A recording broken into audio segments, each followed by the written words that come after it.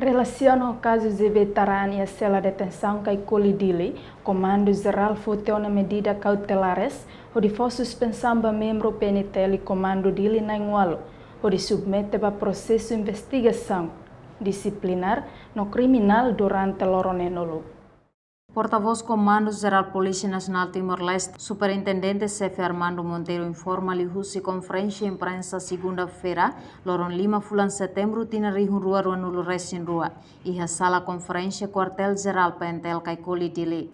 Hoje, dia 5 de setembro de 2022, Comando Geral PNTL, foi medida cautelares, onde foi suspensão preventiva durante 60 dias para membro Comando PNTL município de Nainval, composto oficial Naintolo, sargento Ida, no agente Nainhal. Mesmo durante halau senakenar no resulta itania cidadão com identidade ZB 21 anos mate e cela de detenção.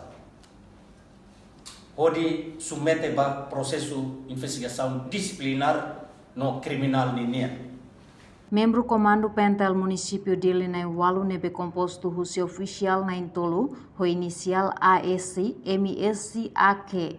Sargento Ida ho inicial LSC, no agentes na Inhat ho inicial TV, FADA, AAM no TDCP. Além de ne, Comando PNTL mushusu ba cidadão hotu, labele mono ba manobra indivíduo ka grupo balung, nebe lança propaganda oi-oi iha media social.